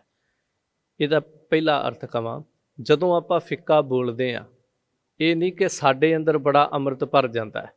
ਜਦੋਂ ਤੁਸੀਂ ਕਿਸੇ ਨੂੰ ਮਾੜਾ ਬੋਲੋਗੇ ਤੇ ਤੁਹਾਡੇ ਸਰੀਰ ਤੇ ਵੀ ਉਹ ਅਸਰ ਕਰੇਗਾ, ਇਸ ਗੱਲ ਤੋਂ ਭੱਜਿਆ ਨਹੀਂ ਜਾਂਦਾ। ਕਿਉਂਕਿ ਇੱਕ ਉਦਾਹਰਨ ਦੇ ਤੌਰ ਤੇ ਕਵਾਂ, ਜਦੋਂ ਕਮਾਨ ਦੇ ਵਿੱਚ ਰੱਖ ਕੇ ਤੀਰ ਚਲਾਇਆ ਜਾਂਦਾ ਹੈ ਤੇ ਜੇ ਉਹ ਤੀਰ ਸਾਹਮਣੇ ਵਾਲੇ ਨੂੰ ਜਾ ਕੇ ਦੁੱਖ ਦਿੰਦਾ ਹੈ ਤੇ ਇਹ ਨਹੀਂ ਉਹ ਕਮਾਨ ਨੂੰ ਦੁੱਖ ਨਹੀਂ ਦਿੰਦਾ, ਉਹਦੀ ਤੰਦੀ ਨੂੰ ਵੀ ਉਹ ਦੁੱਖ ਦਿੰਦਾ। ਜਦੋਂ ਉਹਦੇ ਵਿੱਚੋਂ ਜ਼ੋਰ ਕਰਕੇ ਨਿਕਲਦਾ ਤੀਰ, ਉਦੋਂ ਉਸ ਕਮਾਨ ਨੂੰ ਵੀ ਤੇ ਉਹ ਸੱਟ ਮਾਰਦਾ, ਉਹਨੂੰ ਵੀ ਤੇ ਦੁੱਖ ਪਹੁੰਚਾਉਂਦਾ ਹੀ ਹੈ। ਭਾਵੇਂ ਓਨਾ ਜ਼ਿਆਦਾ ਨਹੀਂ, ਪਰ ਕਮਾਨ ਨੂੰ ਹਿੱਲੀ ਤਾਂ ਹੈ ਨਾ ਉਹ ਕਮਾਨ, ਉਹਦੇ ਉੱਤੋਂ ਦੀ ਸਰਕ ਕੇ ਤੇ ਲੰਘਿਆ ਨਾ, ਉਹ ਨਿਸ਼ਾਨ ਤੇ ਉਹਨੇ ਪਾਇਆ ਨਾ। ਜੇ ਅਸੀਂ ਅੱਜ ਦੀ ਉਦਾਹਰਣ ਮੁਤਾਬਕ ਕਹੀਏ ਤਾਂ ਇੱਕ ਬੰਦੂਕ ਦੇ ਵਿੱਚ ਗੋਲੀ ਚੱਲਦੀ ਹੈ। ਹੁਣ ਬੇਸ਼ੱਕ ਉਹ ਗੋਲੀ ਨੇ ਸਾਹਮਣੇ ਵਾਲੇ ਨੂੰ ਵੀ ਮਾਰਿਆ, ਪਰ ਤੁਸੀਂ ਦੇਖੋਗੇ ਬੰਦੂਕ ਦੇ ਲੋਹੇ ਨੂੰ ਵੀ ਗਰਮ ਕਰਕੇ ਗਈ ਜੇ, ਉਹਦੇ ਵਿੱਚੋਂ ਵੀ ਧੂੰਆਂ ਜ਼ਰੂਰ ਨਿਕਲਿਆ। ਇਹ ਨਹੀਂ ਕਹਿ ਸਕਦੇ ਕਿ ਨਹੀਂ ਬੰਦੂਕ ਨੂੰ ਹੋਇਆ ਹੀ ਕੁਛ ਨਹੀਂ ਹੈ। ਬੇਸ਼ੱਕ ਉਹ ਟੁੱਟੀ ਭੱਜੀ ਨਹੀਂ, ਧੂੰਆਂ ਉਹਦੇ 'ਚੋਂ ਵੀ ਨਿਕਲੇਗਾ, ਅੰਦਰ ਦੇ ਛੋਟੇ ਛੋਟੇ ਔਜ਼ਾਰ ਜਿਹੜੇ ਨੇ ਉਹਦੇ 'ਚ ਲੱਗੇ ਉਹ ਵੀ ਗਰਮ ਹੋਣਗੇ। ਤੇ ਫਿਰ ਇਹ ਵੀ ਯਾਦ ਰੱਖਿਓ, ਜਿਹੜੀ ਗੋਲੀ ਚੱਲਦੀ ਹੈ ਉਹ ਵੀ ਜਾ ਕੇ ਆਖਰ ਫਟਦੀ ਹੈ, ਨੁਕਸਾਨ ਉਹਦਾ ਵੀ ਹੁੰਦਾ ਹੈ। ਕਹਿਣ ਦਾ ਭਾਵ, ਜਦੋਂ ਅਸੀਂ ਫਿੱਕਾ ਬੋਲਦੇ ਹਾਂ, ਇਹ ਨਾ ਸਮਝੋ ਵੀ ਸਾਡਾ ਕੋਈ ਨੁਕਸਾਨ ਨਹੀਂ ਹੋਇਆ। ਬੇਸ਼ੱਕ ਸਾਨੂੰ ਦਿਸੇ ਨਾ, ਪਰ ਕਿਤੇ ਨਾ ਕਿਤੇ ਉਸ ਬੋਲ ਨੇ ਨਿਸ਼ਾਨ ਤੇ ਸਾਡੇ ਅੰਦਰ ਵੀ ਪਾਏ ਨੇ ਨਾ, ਦੁੱਖ ਪੀੜਾ ਤੇ ਸਾਡੇ ਅੰਦਰ ਵੀ ਹੋਈ ਹੈ। ਸੋ ਤਨ ਤੇ ਮਨ ਫਿੱਕਾ ਹੁੰਦਾ ਹੈ, ਤਨ ਨੂੰ ਵੀ ਦੁੱਖ ਪਹੁੰਚਦਾ ਹੈ, ਚਿੰਤਾਵਾਂ ਲੱਗਦੀਆਂ ਨੇ, ਮਨ ਦੇ ਵਿੱਚ ਵੀ ਚਿੰਤਾਵਾਂ ਲੱਗਦੀਆਂ ਨੇ, ਤਨ ਦੇ ਉੱਤੇ ਰੋਗ ਲੱਗ ਜਾਂਦੇ ਨੇ ਚਿੰਤਾਵਾਂ ਕਰਕੇ, ਫਿੱਕਾਪਣ ਆ ਜਾਂਦਾ ਹੈ ਜ਼ਿੰਦਗੀ 'ਚ। ਹੱਸਣਾ ਖੇਡਣਾ ਜਿਹੜਾ, ਜਦੋਂ ਤੁਸੀਂ ਫਿੱਕਾ ਬੋਲਣਾ ਸ਼ੁਰੂ ਕਰ ਦਿਓਗੇ, ਲੋਕਾਂ ਦੇ ਨਾਲ ਪਿਆਰ ਮੁਹੱਬਤ ਹੱਸਣਾ ਖੇਡਣਾ ਉਹ ਜਿਹੜਾ ਘਟ ਜਾਂਦਾ ਹੈ। ਫਿਰ ਜਦੋਂ ਅਸੀਂ ਫਿੱਕਾ ਬੋਲਦੇ ਹਾਂ ਤਾਂ ਸਾਹਿਬ ਕਹਿੰਦੇ ਫਿੱਕਾ ਬੋਲਣ ਦੇ ਨਾਲ ਤਨ ਮਨ ਫਿੱਕਾ ਹੋਏ। ਸਾਹਮਣੇ ਵਾਲੇ ਨੂੰ ਜਦੋਂ ਅਸੀਂ ਇੱਥੇ ਅਰਥ ਕਰੀਏ, ਉਹਦਾ ਤਨ ਤੇ ਮਨ ਫਿੱਕਾ ਕਰਦੇ ਹਾਂ। ਤੁਸੀਂ ਕਿਸੇ ਬੰਦੇ ਨੂੰ ਕਰੋ ਨਾ ਕਦੀ ਇੱਦਾਂ, ਮੈਂ ਤਾਂ ਇਹ ਬੇਨਤੀ ਕਰਾਂ, ਕਿਉਂਕਿ ਪਿਛਲੇ ਸਲੋਕਾਂ ਵਿੱਚ ਵੀ ਬਾਬਾ ਫਰੀਦ ਜੀ ਦੇ ਜਦੋਂ ਅਸੀਂ ਬੋਲ ਪੜ੍ਹੇ ਉਦਾਹਰਨ ਦੇ ਤੌਰ ਤੇ, ਬਾਬਾ ਫਰੀਦ ਜੀ ਨੇ ਵੀ ਇਹ ਸਾਨੂੰ ਸਮਝਾਇਆ, ਸਭਨਾ ਮਨ ਮਾਨਕ ਠਾਹਣ ਮੂਲ ਮਚੰਗਵਾ, ਜੇ ਤਉ ਪ੍ਰਿਆਂ ਦੀ ਸਿੱਖ ਹਿਆਓ ਨਾ ਠਾਹੇ ਕਹੀਦਾ, ਹਿਰਦਾ ਨਾ ਦਿਖਾਇਆ ਕਰ ਕਿਸੇ ਦਾ। ਸੋ ਖੈਰ, ਜਦੋਂ ਅਸੀਂ ਕਿਸੇ ਨੂੰ ਫਿੱਕਾ ਬੋਲਦੇ ਹਾਂ, ਸਾਹਮਣੇ ਵਾਲੇ ਦਾ ਵੀ ਤਨ ਅਤੇ ਮਨ ਜਿਹੜਾ ਹੈ ਉਹਨੂੰ ਦੁੱਖ ਪਹੁੰਚਦਾ ਹੈ, ਉਹਦੇ ਵਿੱਚ ਵੀ ਫਿੱਕਾਪਣ ਆਉਂਦਾ ਹੈ। ਭਾਵ ਕਿ ਜੇ ਉਹਦੇ ਮਨ 'ਚ ਨਹੀਂ ਵੀ ਨਫ਼ਰਤ, ਤਾਂ ਵੀ ਸਾਡੇ ਬੋਲਣ ਸੁਣ ਕੇ ਉਹਦੇ ਮਨ 'ਚ ਨਫ਼ਰਤ ਆਉਂਦੀ ਹੈ, ਉਹਦਾ ਚਿਹਰਾ ਉਤਰ ਜਾਂਦਾ। ਚਾਰ ਬੰਦਿਆਂ 'ਚ ਜਦੋਂ ਅਸੀਂ ਕਿਸੇ ਨੂੰ ਮਾੜਾ ਬੋਲਦੇ ਹਾਂ, ਸੋ ਖੈਰ ਉਹਦੇ ਤਨ ਦੇ ਉੱਤੇ ਵੀ ਉਹਦਾ ਅਸਰ, ਮਨ ਦੇ ਉੱਤੇ ਵੀ। ਫਿੱਕੋ ਫਿੱਕਾ ਸੱਦੀ ਹੈ, ਫਿੱਕੇ ਫਿੱਕੀ ਸੋਏ। ਤੇ ਹੁਣ ਜਿਹੜਾ ਫਿੱਕਾ ਬੋਲਣ ਵਾਲਾ ਹੈ, ਸਾਹਿਬ ਕਹਿੰਦੇ ਉਹਨੂੰ ਸੰਸਾਰ ਦੇ ਵਿੱਚ ਵੀ ਫਿੱਕਾ ਸੱਦੀ ਹੈ, ਉਹਨੂੰ ਕੋਈ ਭਲਾ ਪੁਰਖ ਕਰਕੇ ਨਹੀਂ ਕਹਿੰਦਾ। ਜੇ ਹੁਣ ਕਰੋਧੀ ਹੈ, ਗੁੱਸੇ 'ਚ ਬੋਲਣ ਵਾਲਾ, ਤੇ ਉਹਨੂੰ ਕੋਈ ਇਹ ਥੋੜ੍ਹੀ ਕਹਿੰਦਾ ਬੜਾ ਮਿਲਾਪੜਾ ਬੰਦਾ। ਲੋਕ ਇਹ ਕਹਿੰਦੇ ਬੜਾ ਕਰੋਧੀ ਬੰਦਾ, ਕਰੋਧ 'ਚ ਰਹਿੰਦਾ, ਕਰੋਧੀ ਬੰਦਾ, ਹਰ ਵੇਲੇ ਲਾਲਚੀ ਹੈ। ਤੇ ਆਪਾਂ ਆਮ ਕਹਿੰਦੇ ਫਲਾਣਾ ਤੇ ਬੜਾ ਲੋਭੀ ਬੰਦਾ ਹੈ, ਬੜਾ ਲਾਲਚੀ ਬੰਦਾ ਹੈ। ਫਿੱਕਾ ਬੋਲਣ ਵਾਲੇ ਨੂੰ ਵੀ ਇਹ ਸ਼ਬਦ ਕਿਹਾ ਜਾਵੇਗਾ, ਬੜਾ ਫਿੱਕਾ ਹੈ, ਬੜਾ ਕੁਰਖਤ ਬੋਲਣ ਵਾਲਾ ਹੈ, ਬੜਾ ਬੇਰਸਾ ਬੋਲਣ ਵਾਲਾ। ਸਾਹਿਬ ਕਹਿੰਦੇ ਉਹਦਾ ਨਾਂ ਹੀ ਇਸ ਤਰ੍ਹਾਂ, ਜੋ ਧਰਮ ਕਮਾਵੇ ਤਿਸ ਧਰਮ ਨਾਉ ਹੋਵੇ, ਪਾਪ ਕਮਾਵੇ ਨਾ ਪਾਪੀ ਜਾਣੀ ਹੈ। ਜੋ ਫਿੱਕਾ ਬੋਲੇਗਾ, ਫਿੱਕਾ ਸੱਦੀਏ, ਉਹਨੂੰ ਸੰਸਾਰ ਤੇ ਫਿੱਕਾ ਕਹਿ ਕੇ ਸੱਦਿਆ ਜਾਂਦਾ, ਉਹਦਾ ਨਾਂ ਧਰਿਆ ਜਾਂਦਾ। ਫਿੱਕੇ ਫਿੱਕੀ ਸੋਏ, ਉਹਦਾ ਸੁਭਾਅ, ਉਹਦੀ ਆਦਤ, ਉਹਦੀ ਕਰਨੀ, ਉਹਦੀ ਕਥਨੀ, ਉਹਦੀ ਜੀਵਨੀ, ਜਿੰਜ ਕਹਿ ਲਓ ਉਹਦੇ ਜੀਵਨ ਦਾ ਸਮੁੱਚਾ ਹਿੱਸਾ ਜਿਹੜਾ ਹੈ, ਦੁਨੀਆ ਨਾਲ ਮਿਲਵਰਤਨ ਜਿਹੜਾ ਹੈ, ਜਿਤਨੇ ਵੀ ਅਰਥ ਇਹਦੇ ਕਰੋ, ਉਹ ਸਾਰਾ ਕੁਝ ਸਾਹਿਬ ਜੀ ਕਹਿੰਦੇ ਉਸ ਫਿੱਕੇ ਦਾ ਸੁਭਾਅ, ਆਦਤ, ਦੁਨੀਆ ਨਾਲ ਮਿਲਵਰਤਨ, ਉਹਦਾ ਰੋਜ਼ਮਰਾ ਦਾ ਜੀਵਨ, ਉਹਦੀ ਜ਼ਿੰਦਗੀ, ਉਹਦੇ ਜ਼ਿੰਦਗੀ ਦਾ ਅੰਦਰਲਾ ਹਿੱਸਾ, ਬਾਹਰਲਾ ਹਿੱਸਾ, ਪੂਰਨ ਤੌਰ 'ਤੇ ਉਹ ਮਨੁੱਖ ਇਹਦੇ ਵਿੱਚ ਗਰਸਿਆ ਜਾਂਦਾ ਹੈ। ਫਿਰ ਪੁੱਛੀਏ ਮਹਾਰਾਜ ਉਹਦਾ ਜੀਵਨ ਅਗਾਂਹ ਕੀ? ਸਾਹਿਬ ਕਹਿੰਦੇ ਫਿੱਕਾ ਦਰਗਹਿ ਸੱਟੀ ਹੈ, ਮੋਹਿ ਥੁੱਕਾ ਫਿੱਕੇ ਪਾਏ। ਜਿਹੜਾ ਇਸ ਤਰ੍ਹਾਂ ਦਾ ਮਨੁੱਖ ਹੈ ਉਹ ਦਰਗਾਹ ਦੇ ਵਿੱਚ ਸੱਟੀ ਹੈ, ਸੁੱਟਿਆ ਜਾਂਦਾ ਹੈ, ਉਹਨਾਂ ਦੀ ਉੱਥੇ ਕੋਈ ਆਓ ਭਗਤ ਨਹੀਂ ਹੈ। ਇੱਥੇ ਵੀ ਇਸ ਜਹਾਨ ਦੇ ਵਿੱਚ ਵੀ ਲਾਹਣਤਾ ਰੂਪ ਥੁੱਕਾਂ, ਤੇ ਉਸ ਦਰਗਾਹੇ ਵੀ ਸਾਹਿਬ ਕਹਿੰਦੇ ਮੋਹਿ ਥੁੱਕਾ ਫਿੱਕੇ ਪਾਏ, ਉਸ ਫਿੱਕੇ ਦੇ ਮੂੰਹ ਤੇ ਲਾਹਣਤਾ ਰੂਪ, ਜਮਾਂ ਦੇ ਡੰਡੇ ਰੂਪ, ਜਮਾਂ ਵੱਲੋਂ ਦਿੱਤੀਆਂ ਸਜ਼ਾਵਾਂ ਰੂਪ ਥੁੱਕਾਂ ਜਿਹੜੀਆਂ ਪੈਂਦੀਆਂ। ਫਿੱਕਾ ਮੂਰਖ ਆਖੀਐ ਪਾਣਾ ਲਹਿ ਸਜਾਏ। ਪਿਛਲੇ ਸ਼ਲੋਕ 'ਚ ਵੀ ਸਾਹਿਬ ਜੀ ਨੇ ਜਦੋਂ ਇਹ ਸ਼ਬਦ ਕਿਹਾ ਸੀ ਕਿ ਮੂਰਖ ਹੈ ਨਾਲ ਨਾ ਲੁੱਝੀ ਹੈ, ਤੇ ਅੱਜ ਵੀ ਦਾਤਾਰ ਪਾਤਸ਼ਾਹ ਇਹ ਸਮਝਾਉਂਦੇ ਨੇ ਇੱਥੇ ਪਾਵਨ ਬਚਨ ਅੰਦਰ ਕਿ ਜਿਹੜਾ ਫਿੱਕਾ ਬੋਲਦਾ ਪਾਣਾ ਲਹਿ ਸਜਾਏ, ਬਸ ਪਾਣਾ ਅਰਥ ਹੁੰਦਾ ਜੁੱਤੀ, ਉਹਨੂੰ ਜੁੱਤੀ ਦੀ ਸਜ਼ਾ ਮਿਲਦੀ ਹੈ। ਕਿਉਂਕਿ ਜਦੋਂ ਹੱਦੋਂ ਵੱਧ ਤੁਸੀਂ ਬੋਲੀ ਜਾਓਗੇ ਫਿਰ ਕਿਤਨਾ ਕੋਈ ਸਹਿਣ ਕਰੇਗਾ, ਫਿਰ ਜੁੱਤੀਆਂ ਤੋਂ ਬਿਨਾਂ ਉਹਦਾ ਇਲਾਜ ਹੀ ਕੋਈ ਨਹੀਂ। ਮੈਂ ਕੱਲ੍ਹ ਵੀ ਜ਼ਿਕਰ ਕੀਤਾ ਸੀ, ਮੂਰਖ ਬੰਦਾ ਜਾਂ ਤਾਂ ਫਿਰ ਉਹਦੇ ਤੋਂ ਕੰਨੀ ਕਤਰਾ ਲਓ, ਅਤੇ ਜਾਂ ਫਿਰ ਉਹਨੂੰ ਬਣਦਾ ਉਹਦਾ ਜਿਹੜਾ ਫਲ ਹੈ, ਉਹਦੀ ਸੇਵਾ ਟਹਿਲ ਜਿਹੜੀ ਉਹ ਕਰ ਦਿਓ ਫਿਰ। ਇਸ ਕਰਕੇ ਦਾਤਾਰ ਪਾਤਸ਼ਾਹ ਕਹਿੰਦੇ ਜਿਹੜਾ ਫਿੱਕਾ ਬੋਲਣ ਵਾਲਾ ਹੈ ਉਹ ਜੁੱਤੀਆਂ ਦੀ ਸਜ਼ਾ ਜਿਹੜੀ ਸੋ ਲੈਣੀ ਕਰਦਾ ਹੈ। ਮਹੱਲਾ ਪਹਿਲਾ। ਅੰਦਰੋਂ ਝੂਠੇ ਪੈਜ ਬਾਹਰ, ਦੁਨੀਆ ਅੰਦਰ ਫੈਲ। ਹੁਣ ਉਹਨਾਂ ਮਨੁੱਖਾਂ ਦੀ ਦਾਸਤਾਨ ਹੈ ਜਿਹੜੇ ਇੱਕ ਦੋਗਲਾ ਜੀਵਨ ਜਿਉਂਦੇ ਪਏ ਨੇ, ਜਿਹੜੇ ਦੁਨੀਆ ਦੇ ਸਾਹਮਣੇ ਕੁਝ ਹੋਰ ਹਨ, ਆਪਣੇ ਆਪੇ ਦੇ ਅੰਦਰ ਕੁਝ ਹੋਰ ਹਨ। ਗੁਰੂ ਨਾਨਕ ਪਾਤਸ਼ਾਹ ਇਸ ਸ਼ਲੋਕ 'ਚ ਜ਼ਿਕਰ ਕਰਦੇ ਅੰਦਰੋਂ ਝੂਠੇ, ਅੰਦਰੋਂ ਤੇ ਪੂਰਨ ਤੌਰ 'ਤੇ ਝੂਠੇ ਹਨ, ਝੂਠ ਦੇ ਨਾਲ ਲਬਾ ਲਬ ਭਰੇ ਹਨ। ਪੈਜ ਬਾਹਰ, ਤੇ ਦੁਨੀਆ ਦੇ ਵਿੱਚ ਬੜਾ ਪੈਜ, ਅਡੰਬਰ ਧਰਮ ਦਾ ਜਿਹੜਾ ਹੈ, ਜਾਂ ਧਰਮੀ ਹੋਣ ਦਾ, ਜਾਂ ਕਹਿ ਲਓ ਚੰਗੇ ਨੇਕ ਪੁਰਖ ਹੋਣ ਦਾ, ਚੰਗੇ ਪੁਰਖ ਹੋਣ ਦਾ ਅਡੰਬਰ ਜਿਹੜਾ ਉਹ ਕਰਦੇ ਨੇ। ਤਾਂ ਦੁਨੀਆ ਅੰਦਰ ਫੈਲ, ਇਸ ਤਰ੍ਹਾਂ ਦੁਨੀਆ ਦੇ ਅੰਦਰ ਆਪਣਾ ਫੈਲਾਓ ਕਰਦੇ ਨੇ ਆਪਣੇ ਏਜੰਟਾਂ ਦੇ ਰਾਹੀਂ, ਆਪਣੇ ਚੇਲਿਆਂ ਦੇ ਰਾਹੀਂ, ਕਿ ਤੁਸੀਂ ਲੋਕਾਂ ਨੂੰ ਦੱਸੋ ਮੈਂ ਬੜਾ ਚੰਗਾ, ਮੈਂ ਬੜਾ ਭਲਾ ਹਾਂ। ਆਪ ਵੀ ਜ਼ਬਾਨੋਂ ਬੜੇ ਭਲੇ ਹੋ ਕਰਕੇ ਦਿਖਾਉਂਦੇ ਨੇ। ਇਸ ਤਰ੍ਹਾਂ ਦੁਨੀਆ ਦੇ ਵਿੱਚ ਆਪਣਾ ਪਾਜ ਜਿਹੜਾ ਹੈ ਉਹ ਫੈਲਾਉਂਦੇ ਹਨ। ਪਰ ਸਾਹਿਬ ਜ਼ਿਕਰ ਕਰਦੇ 68 ਤੀਰਥ ਜੇ ਨਹਾਵਹਿ ਉਤਰੈ ਨਾਹੀ ਮੈਲ। ਇਸ ਤਰ੍ਹਾਂ ਦੇ ਮਨੁੱਖ ਜੇ 68 ਤੀਰਥ ਵੀ ਨਹਾ ਲੈਣ, ਲੌਕੀ 68 ਤੀਰਥ ਨਹਾਈ ਕੌਰਾਪਨ ਤਉ ਨਾ ਜਾਈ। ਸਾਹਿਬ ਇੱਕ ਬਚਨ ਕਹਿੰਦੇ ਹਿਰਦੈ ਕਪਟ ਮੁਖ ਗਿਆਨੀ। ਹਿਰਦੇ 'ਚ ਕਪਟ ਹੈ, ਮੂੰਹ ਤੋਂ ਗਿਆਨੀ ਹੈ, ਵਿਦਵਾਨ ਹੈ। ਹਿਰਦੈ ਕਪਟ ਮੁਖ ਗਿਆਨੀ, ਝੂਠੇ ਕਹਾਂ ਬਿਲੋਬਸ ਪਾਨੀ, ਕਾਇਆ ਮਾਂਜਸ ਕੌਣ ਗੁਨਾ ਜਾ ਘਟ ਪੀਤਰ ਹੈ ਮਲਨਾ। ਸੋ ਇਸ ਤਰ੍ਹਾਂ ਦਾਤਾਰ ਪਾਤਸ਼ਾਹ ਜਦੋਂ ਅਸੀਂ ਨਿਤਨੇਮ ਕਰਦੇ, ਗੁਰੂ ਅਮਰਦਾਸ ਮਹਾਰਾਜ ਇੱਕ ਬਚਨ ਕਹਿੰਦੇ ਨੇ ਕਿ ਜੀਓ ਮੈਲੇ ਬਾਹਰੋਂ ਨਿਰਮਲ, ਬਾਹਰੋਂ ਨਿਰਮਲ ਜੀਓ ਤਾਂ ਮੈਲੇ, ਤਿੰਨੇ ਜਨਮ ਜੂਐ ਹਾਰਿਆ, ਇਹ ਤਿਸਨਾ ਵੱਡਾ ਰੋਗ ਲੱਗਾ ਮਰਨ ਮਨੋਂ ਵਿਸਾਰਿਆ। ਭਾਵ ਸਾਹਿਬ ਨੇ ਕਿਹਾ ਜੀਓ ਮੈਲੇ ਬਾਹਰੋਂ ਨਿਰਮਲ, ਬਾਹਰੋਂ ਮੇਰੇ ਤਰ੍ਹਾਂ ਐਨ ਚਮਕਦੇ ਚਿੱਟੇ ਕੱਪੜੇ, ਤੇ ਹਿਰਦਾ ਜਿਹੜਾ ਹੈ ਹਿਰਦਾ ਕਪਟ ਮੁਖ ਗਿਆਨੀ। ਇਹ ਸਾਡੀਆਂ ਦਾਸਤਾਨਾਂ ਨੇ। ਤਾਂ ਦਾਤਾਰ ਪਾਤਸ਼ਾਹ ਜੀ ਇੱਥੇ ਕਹਿੰਦੇ ਨੇ ਉਹ 68 ਤੀਰਥ ਵੀ ਨਹਾ ਲੈਣ, ਉਤਰੈ ਨਾਹੀ ਮੈਲ। ਉਹਨਾਂ ਦੇ ਅੰਦਰ ਦੀ ਕਪਟਾਂ, ਵਕਾਰਾਂ, ਫਿੱਕਾ ਬੋਲਣ ਵਾਲੀ, ਝੂਠ ਵਾਲੀ ਮੈਲ ਨਹੀਂ ਉਤਰ ਸਕਦੀ। ਤਾਂ ਮਹਾਰਾਜ ਫਿਰ ਸਾਰੇ ਲੋਕ ਹੀ ਇਸ ਤਰ੍ਹਾਂ ਦੇ ਨੇ, ਸਾਰੇ ਹੀ ਸੰਸਾਰ 'ਤੇ ਜਿਤਨੇ ਧਰਮੀ ਨੇ, ਧਰਮ ਦਾ ਪ੍ਰਚਾਰ ਕਰਨ ਵਾਲੇ, ਕੋਈ ਫਕੀਰ, ਕੋਈ ਰਿਸ਼ੀ ਪੈਗੰਬਰ, ਕੋਈ ਸਾਧੂ, ਸਾਰੇ ਇਸ ਤਰ੍ਹਾਂ ਦੇ ਨੇ? ਸਭ ਕਹਿੰਦੇ ਨਹੀਂ, ਕੁਛ ਹਨ ਜਿਨ੍ਹਾਂ ਨੂੰ ਸਭ ਜ਼ਿਕਰ ਕਰਦੇ ਨੇ ਜਗ ਮੈਂ ਉੱਤਮ ਕਾਢੀ ਹੈ ਵਿਰਲੇ ਕੇਈ ਕੇ। ਜਿਹਨੂੰ ਬਚਨ ਪੜ੍ਹਦੇ ਹੋ ਹੈਨ ਵਿਰਲੇ ਨਾਹੀ ਘਣੇ ਫੈਲ ਫਕੜ ਸੰਸਾਰ। ਸਭ ਕਹਿੰਦੇ ਜਿਨ ਪੱਟ ਅੰਦਰ ਬਾਹਰ ਗੁੱਦੜ ਤੇ ਭਲੇ ਸੰਸਾਰ। ਉਹ ਭਲੇ ਲੋਕ ਵੀ ਹਨ, ਉਹ ਭਲੇ ਨੇ ਸੰਸਾਰ ਤੇ ਸ਼ੋਭਨੀਕ, ਜਿਨ੍ਹਾਂ ਦੇ ਅੰਦਰ ਰੇਸ਼ਮ ਹੈ ਤੇ ਬਾਹਰ ਗੁੱਦੜ ਹੈ। ਭਾਵ ਲੀਰਾਂ, ਤਨ ਦੇ ਉੱਤੇ ਲੀਰਾਂ ਪਾਈ ਫਿਰਦੇ ਨੇ। ਗੁੱਦੜ ਜਿਸ ਤਰ੍ਹਾਂ ਉਹ ਕੱਪੜਾ ਜਿਹੜਾ ਕੁਝ ਟਾਕੀਆਂ ਲੀਰਾਂ ਲਾ ਕੇ ਸਿਉਇਆ ਜਾਂਦਾ ਸੀ, ਸਾਧੂ ਗੋਦੜੀ ਪਾਉਂਦੇ ਸੀਗੇ, ਪੁਰਾਣੇ ਸਾਧੂ ਗੋਦੜੀ ਪਾਉਂਦੇ ਸੀ। ਫਿਰ ਕਈ ਦਫਾ ਉਹਨੂੰ ਉਹਦੇ ਵਿੱਚ ਰੂੰ ਮਿਲਾ ਕਰਕੇ ਤੇ ਉਹਨੂੰ ਸਰਾਣਾ ਵੀ ਬਣਾ ਲੈਣਾ, ਉਹਨੂੰ ਵੀ ਗੋਦੜੀ ਕਹਿ ਦਿੰਦੇ ਸੀ। ਵੈਸੇ ਤਨ ਤੇ ਜਿਹੜੀ ਪਾਉਂਦੇ ਸੀ ਉਹਨੂੰ ਗੋਦੜੀ ਕਹਿੰਦੇ ਸੀ। ਅੰਦਰ ਰੇਸ਼ਮ ਹੰਡਾਉਂਦੇ ਪਏ ਨੇ ਤੇ ਬਾਹਰ ਗੁੱਦੜ ਲੀਰਾਂ ਲਈ ਫਿਰਦੇ ਹਨ। ਤੇ ਭਲੇ ਸੰਸਾਰ ਉਹ ਭਲੇ ਨੇ, ਭਾਵ ਵਿਖਾਵਾ ਨਹੀਂ। ਕਈ ਸਾਡੇ ਵਰਗਿਆਂ ਦੇ ਅੰਦਰ ਹੈ ਕੁਛ ਨਹੀਂ, ਪਰ ਪ੍ਰਗਟਾਵਾ ਸੰਸਾਰ ਤੇ ਬਹੁਤ ਹੈ ਜੀ। ਸਾਡੇ ਅੰਦਰ ਬੜਾ ਕੁਛ ਹੈ, ਪਰ ਇੱਕ ਉਹ ਨੇ ਜਿਨ੍ਹਾਂ ਨੂੰ ਸਾਹਿਬ ਕਹਿੰਦੇ ਨੇ ਸਬਰ ਅੰਦਰ ਸਾਬਰੀ, ਤਨ ਇਵੇਂ ਜਾ ਲੇਨ, ਹੋਣ ਨਜ਼ੀਕ ਖੁਦਾਏ ਦੇ ਭੇਤ ਨਾ ਕਿਸੈ ਦੇਣ।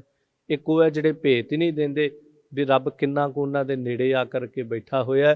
ਇੱਕ ਉਹ ਹੈ ਸਾਡੇ ਵਰਗੇ ਸ਼ੌ ਸੁਹਾਗਣ ਦੀ ਤਰ੍ਹਾਂ ਲੱਭਿਆ ਹਾਲੇ ਤੱਕ ਕੁਛ ਵੀ ਨਹੀਂ ਹੈ, ਉਹਦੀ ਕੋਈ ਸੂ ਖਬਰ ਹੈ ਨਹੀਂ, ਤੇ ਦੁਨੀਆ 'ਚ ਆਪਣੇ ਆਪ ਨੂੰ ਸੁਹਾਗਣਾ ਹੋਣ ਦਾ ਦਾਅਵਾ ਕਰਦੀਆਂ ਪਈਆਂ। ਹਾਂ, ਇਸ ਲਈ ਸਾਹਿਬ ਕਹਿੰਦੇ ਇੱਕੋ ਭਲੇ ਨੇ ਜਿਹੜੇ ਅੰਦਰ ਪੱਟ ਰੇਸ਼ਮ ਹੰਡਾਉਂਦੇ ਪਏ ਨੇ ਤੇ ਬਾਹਰ ਗੋਦੜੀਆਂ ਪਾ ਕੇ ਫਿਰਦੇ। ਤੇ ਭਲੇ ਸੰਸਾਰ ਉਹ ਸੰਸਾਰ ਤੇ ਭਲੇ ਹਨ। ਫਿਰ ਐਸੇ ਭਲੇ ਵੀ ਹਨ ਸੰਸਾਰ ਤੇ ਭਲੇ ਪੁਰਖ ਹਨ। ਤਿੰਨ ਨੇਹੋ ਲੱਗਾ ਰੱਬ ਸੇਤੀ, ਦੇਖਣੇ ਵਿਚਾਰ। ਉਹਨਾਂ ਦਾ ਨੇਹੋ ਪਿਆਰ ਮੁਹੱਬਤ ਇਸ਼ਕ ਜਿਹੜਾ ਸਿਰਫ ਇੱਕ ਰੱਬ ਦੇ ਨਾਲ ਲੱਗਾ। ਤੇ ਕੀ ਕਰਦੇ? ਦੇਖਣੇ ਵਿਚਾਰੋ, ਸੰਸਾਰ ਦੀਆਂ ਵਿਚਾਰਾਂ 'ਚ ਨਹੀਂ ਪੈਂਦੇ। ਕੌਣ ਕੀ ਕਰਦਾ? ਸਾਨੂੰ ਤੇ ਮਾਫ ਕਰਿਓ, ਆਪਣੇ ਘਰ ਦੀ ਉਨੀ ਫਿਕਰ ਨਹੀਂ ਜਿੰਨੀ ਗਵਾਂਢੀ ਦੇ ਘਰ ਦੀ ਹੈ। ਆਪਣੇ ਬੱਚਿਆਂ ਦਾ ਪਤਾ ਨਹੀਂ ਕੀ ਕਰਦੇ, ਪਰ ਗਵਾਂਢੀ ਦੇ ਕੀ ਕਰਦੇ ਪਏ ਨੇ ਉਹਦੀ ਚਿੰਤਾ ਸਾਨੂੰ ਜ਼ਿਆਦਾ ਹੋਈ ਪਈ ਹੈ। ਉਹਦਾ ਮੁੰਡਾ ਕਿੱਥੇ ਖੜਦਾ ਉਹਦੀ ਚਿੰਤਾ ਜ਼ਿਆਦੀ, ਆਪਣਾ ਕਿੱਥੇ ਖੜਦਾ ਇਹ ਨਹੀਂ ਪਰਵਾਹ ਹੈਗੀ।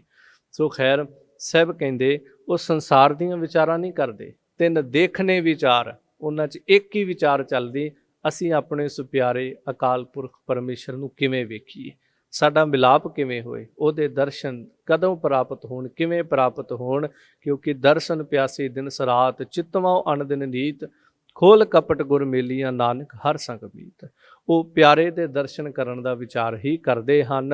ਰੰਗ ਹਸਹਿ ਰੰਗ ਰੋਵਹਿ, ਚੁੱਪ ਭੀ ਕਰ ਜਾਹੇ। ਉਹ ਆਪਣੀ ਮਸਤੀ ਦੇ ਅੰਦਰ ਹੱਸਦੇ ਨੇ ਖਿੜਖਿੜਾ ਕੇ। ਉਹ ਲੋਕਾਂ ਦੀਆਂ ਗੱਲਾਂ ਤੇ ਤਾੜੀਆਂ ਮਾਰ ਮਾਰ ਨਹੀਂ ਹੱਸਦੇ। ਉਹ ਲੋਕਾਂ ਦੇ ਔਗਣਾਂ ਵੱਲ ਵੇਖ ਕੇ ਤਾੜੀਆਂ ਮਾਰ ਕੇ ਨਹੀਂ ਹੱਸਦੇ। ਉਹ ਕਿਸੇ ਡਿੱਗਦੇ ਨੂੰ ਵੇਖ ਕੇ ਤਾੜੀ ਮਾਰ ਕੇ ਹੱਸਦੇ ਨਹੀਂ।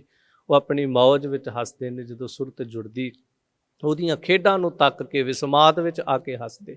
ਰੰਗ ਰੋਵੈ, ਤੇ ਕਈ ਵਾਰ ਵਿਸਮਾਦ ਵਿੱਚ ਆ ਕਰਕੇ ਉਹ ਰੋਣ ਲੱਗ ਪੈਂਦੇ। ਉਹ ਇਹ ਨਹੀਂ ਕਿ ਕੋਈ ਘਾਟਾ ਪਏ ਤਾਂ ਰੋਂਦੇ, ਕੋਈ ਮਰ ਜੇ ਤਾਂ ਰੋਂਦੇ। ਉਹ ਬਸ ਆਪਣੀ ਮੌਜ ਵਿੱਚ ਆ ਕੇ ਕਈ ਵਾਰ ਜਦੋਂ ਵਿਛੋੜੇ ਦਾ ਅਹਿਸਾਸ ਹੋਵੇ ਰੋਣ ਲੱਗ ਪੈਂਦੇ। ਜਦੋਂ ਮਿਲਾਪ ਦੀ ਚਿਣਗ ਮਿਲਦੀ ਹੈ ਉਦੋਂ ਖੁਸ਼ੀ ਵਿੱਚ ਆ ਕਰਕੇ ਹੱਸਦੇ। ਫਿਰ ਸਾਧੂ ਪੁਰਖ ਸਾਡੇ ਵਰਗੇ ਜੀਵਾਂ ਨੂੰ ਜਦੋਂ ਵਿਛੜੇ ਵੇਂਦੇ ਨੇ, ਤੇ ਜਿਵੇਂ ਆਪਾਂ ਕਿਸੇ ਨੂੰ ਵਿਛੜਿਆ ਜਾਂ ਦੁਖੀ ਵੇਖੀ ਅੱਖਾਂ ਭਰ ਆਉਂਦੀਆਂ, ਉਹ ਫਿਰ ਸਾਡੇ ਵਰਗੇ ਕਲਯੁਗੀਆਂ ਨੂੰ ਜਦੋਂ ਵਿਛੜੇ ਹੋਏ, ਟੁੱਟੇ ਹੋਏ, ਵਾਸ਼ਨਾ 'ਚ ਗਰਸੇ ਹੋਏ ਵੇਂਦੇ ਨੇ ਤੇ ਉਹਨਾਂ ਦੀਆਂ ਅੱਖਾਂ ਭਰ ਆਉਂਦੀਆਂ ਨੇ। ਪਰ ਉਹ ਕਿਸੇ ਦੇ ਮੁਥਾਜ ਹੋ ਕਰਕੇ ਨਹੀਂ। ਇਸ ਲਈ ਸਾਹਿਬ ਕਹਿੰਦੇ ਆਪਣੇ ਰੰਗ 'ਚ ਹੱਸਦੇ, ਆਪਣੇ ਰੰਗ 'ਚ ਰੋਂਦੇ, ਚੁੱਪ ਭੀ ਕਰ ਜਾਏ। ਕਿਸੇ ਦੇ ਕਿਆ ਚੁੱਪ ਵੀ ਨਹੀਂ ਹੁੰਦੇ, ਆਪਣੀ ਮੌਜ ਵਿੱਚ ਚੁੱਪ ਹੋ ਜਾਂਦੇ। ਪਰਵਾਹ ਨਾਹੀਂ ਕਿਸੈ ਕੇਰੀ, ਬਾਝ ਸੱਚੇ ਨਾਹਾ। ਉਹ ਸਿਰਫ ਇੱਕ ਅਕਾਲ ਪੁਰਖ ਪਰਮੇਸ਼ਰ ਤੋਂ ਬਿਨਾਂ ਕਿਸੇ ਦੀ ਕੋਈ ਪਰਵਾਹ ਨਹੀਂ ਕਰਦੇ। ਜੇ ਕਰਦੇ ਨੇ ਸਿਰਫ ਉਸ ਕੰਤ ਨਾਹ, ਉਸ ਪਤੀ ਤੋਂ ਬਿਨਾਂ। ਨਾਹ ਕਹਿੰਦੇ ਪਤੀ ਨੂੰ ਸਾਹਿਬ ਜੀ। ਸਾਹਿਬ ਕਹਿੰਦੇ ਉਸ ਪਤੀ ਪਰਮੇਸ਼ਰ ਤੋਂ ਬਿਨਾਂ ਉਹ ਕਿਸੇ ਦੀ ਕੋਈ ਪਰਵਾਹ ਨਹੀਂ ਕਰਦੇ। ਬੜੇ ਬੇਪਰਵਾਹ ਹੋ ਕਰਕੇ ਜਿਉਂਦੇ। ਤੇ ਕੀ ਕਰਦੇ? ਦਰ ਵਾਟ ਉੱਪਰ ਖਰਚ ਮੰਗਾ, ਜਬੈ ਦੇ ਤਾਂ ਖਾਹੇ। ਉਹਨਾਂ ਨੂੰ ਜਦੋਂ ਪਰਮਾਤਮਾ ਦੇ ਘਰ ਤੁਰਦਿਆਂ ਹੋਇਆਂ ਜੇ ਸੰਸਾਰਕ ਕੋਈ ਉਹਨਾਂ ਨੂੰ ਲੋੜ ਪੈਂਦੀ ਹੈ, ਦਰ ਵਾਟ ਸੰਸਾਰਕ ਤੌਰ ਤੇ ਵੀ ਉਹਦੇ ਦਰ ਤੇ ਜਾਂਦਿਆਂ ਕੋਈ ਭੋਜਨ, ਜਿਸ ਤਰ੍ਹਾਂ ਭਗਤ ਜੀ ਨੇ ਕਿਹਾ ਆਪ ਨਾ ਦੇਹੋ ਤਾਂ ਲੇਵਹੁ ਮੰਗੇ। ਜੇ ਲੋੜ ਪੈਂਦੀ ਭਗਤਾਂ ਨੇ ਵੀ ਮੰਗ ਕੇ ਲਿਆ ਨਾ, ਦੋਇ ਸਿਰ ਮੰਗੋ ਚੂਨਾ ਪਾਓ, ਘਿਓ ਸੰਗ ਲੂਣਾ, ਅਧ ਸਿਰ ਮੰਗੋ ਦਾਲੇ ਮੁਖ, ਦੋਨੋਂ ਵਕਤ ਜੇ ਵਾਲੇ। ਸੋ ਇਸ ਤਰ੍ਹਾਂ ਫਿਰ ਉਹਦੇ ਉਸ ਘਰ ਤੱਕ ਪਹੁੰਚਦਿਆਂ ਹੋਇਆਂ ਵੀ ਜੇ ਕੋਈ ਉਹਨਾਂ ਨੂੰ ਲੋੜ ਪੈਂਦੀ ਆਤਮਿਕ ਜੀਵਨ ਅੰਦਰ, ਉਹ ਦੁਨੀਆ ਅੱਗੇ ਹੱਥ ਨਹੀਂ ਅੱਡਦੇ। ਉਹ ਪਰਮਾਤਮਾ ਤੋਂ ਮੰਗਦੇ ਨੇ ਖਰਚ ਮੰਗਾ। ਆਪਣੇ ਰੋਜ਼ਮਰਾ ਜੀਵਨ ਦਾ ਖਰਚ, ਆਪਣੀਆਂ ਆਤਮਿਕ ਲੋੜਾਂ ਦਾ ਖਰਚ ਜਿਹੜਾ ਹੈ, ਸ਼ੁਭ ਗੁਣ ਕਹਿ ਲਈਏ, ਨਾਮ ਸਿਮਰਨ, ਉਹ ਸਿਰਫ ਗੁਰੂ ਤੋਂ ਮੰਗਦੇ। ਤੇ ਜਬੈ ਦੇ ਤਾਂ ਖਾਹੇ, ਫਿਰ ਧੱਕਾ ਵੀ ਨਹੀਂ ਕਰਦੇ ਵੀ ਸਾਨੂੰ ਦੇ ਹੀ ਦੇ, ਅਸੀਂ ਤਾਂ ਬੈਠੇ ਧਰਨਾ ਲਾ ਕੇ ਇੱਥੇ। ਉਹ ਜਦੋਂ ਉਹਨਾਂ ਦੀ ਝੋਲੀ ਵਿੱਚ ਕੁਝ ਪਾ ਦਿੰਦਾ ਤੇ ਉਹ ਬੜੇ ਖੁਸ਼ ਹੋ ਕਰਕੇ ਉਹਨੂੰ ਗ੍ਰਹਿਣ ਕਰ ਲੈਂਦੇ। ਨਹੀਂ ਤੇ ਉਹਦੇ ਦਰ ਦੇ ਉੱਤੇ ਮੌਜ ਦੇ ਵਿੱਚ, ਆਨੰਦ ਦੇ ਵਿੱਚ ਝੋਲੀ ਫੈਲਾ ਕੇ ਬੈਠੇ ਰਹਿੰਦੇ। ਦੀਵਾਨ ਏਕੋ ਕਲਮ ਏਕਾ, ਹਮਾ ਤੁਮਾ ਮੇਲ। ਸਾਹਿਬ ਕਹਿੰਦੇ ਭਲਿਓ ਫਿੱਕਾ ਬੋਲਣ ਵਾਲਿਆਂ ਨੂੰ ਵੀ ਤੇ ਸਾਨੂੰ ਸਾਰਿਆਂ ਨੂੰ। ਸਾਹਿਬ ਕਹਿੰਦੇ ਉਸ ਪਰਮੇਸ਼ਰ ਦਾ ਦੀਵਾਨ, ਉਹਦੀ ਕਚਹਿਰੀ ਇੱਕ ਹੀ ਹੈ। ਕਲਮ ਇੱਕ, ਦੀਵਾਨ ਏਕੋ ਕਲਮ ਏਕਾ, ਉਹਦੀ ਕਲਮ ਵੀ ਇੱਕ ਹੀ ਹੈ। ਇਹ ਨਹੀਂ ਉਹ ਦੂਜੇ ਦੇ ਲਿਖ ਕਿਸੇ ਹੋਰ ਕਲਮ ਨਾਲ ਲਿਖਦਾ ਤੇ ਗਰੀਬ ਬੰਦੇ ਦੇ ਲਿਖ ਕਿਸੇ ਮਾੜੀ ਕਲਮ ਨਾਲ ਲਿਖਦਾ। ਇੱਕੋ ਹੀ ਕਲਮ ਨਾਲ ਸਾਰਾ ਕੁਝ ਲਿਖਦਾ। ਹਮਾ ਤੁਮਾ ਮੇਲ, ਸਭ ਕਹਿੰਦੇ ਉਹਦੀ ਦਰਗਾਹ ਦੇ ਵਿੱਚ ਸਾਡਾ ਤੇ ਤੁਹਾਡਾ ਮੇਲ ਬਰਾਬਰ ਹੈ। ਕਹਿਣ ਦਾ ਭਾਵ ਫਿੱਕਾ ਬੋਲਣ ਵਾਲੇ ਵੀ ਉੱਥੇ ਹੀ ਨੇ, ਸਾਧੂ ਪੁਰਖਾਂ ਦਾ ਵੀ ਉੱਥੇ ਹੀ ਮੇਲ ਹੈ, ਤੇ ਜਿਹੜੇ ਅੰਦਰੋਂ ਝੂਠੇ ਪੈਚ ਬਾਹਰ ਇਸ ਤਰ੍ਹਾਂ ਦਾ ਜੀਵਨ ਜਿਉਂਦੇ ਨੇ, ਉਸ ਕਰਤੇ ਦੀ ਦਰਗਾਹ ਵਿੱਚ ਸਾਰਿਆਂ ਦਾ ਲੇਖਾ ਜੋਖਾ ਇੱਕੋ ਕਲਮ ਨਾਲ, ਇੱਕੋ ਕਚਹਿਰੀ, ਇੱਕੋ ਹੀ ਫੈਸਲਿਆਂ ਵਾਲੀ ਜਗ੍ਹਾ।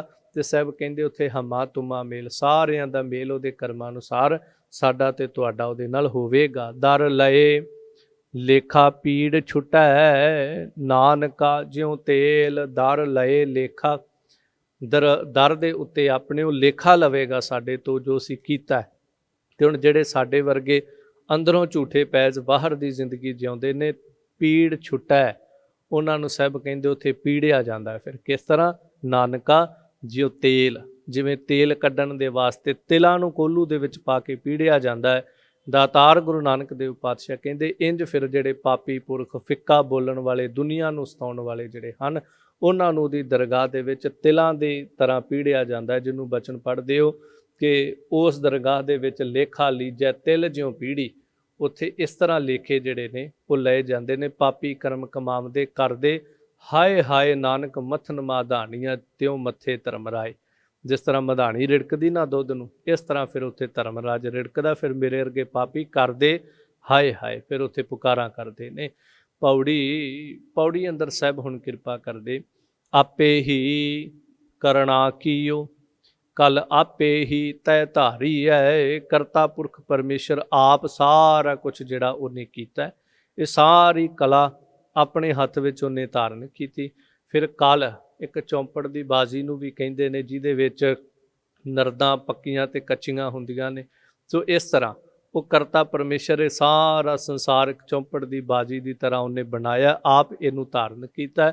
ਦੇਖੇ ਕੀਤਾ ਆਪਣਾ ਧਰ ਕੱਚੀ ਪੱਕੀ ਸਾਰੀ ਹੈ, ਉਹ ਸਾਰਿਆਂ ਦਾ ਕੀਤਾ ਹੋਇਆ ਆਪ ਦੇਖਦਾ। ਫਿਰ ਆਪਣੇ ਕੀਤੇ ਇਸ ਪਸਾਰੇ ਨੂੰ ਵੀ ਆਪ ਹੀ ਦੇਖਦਾ ਹੈ।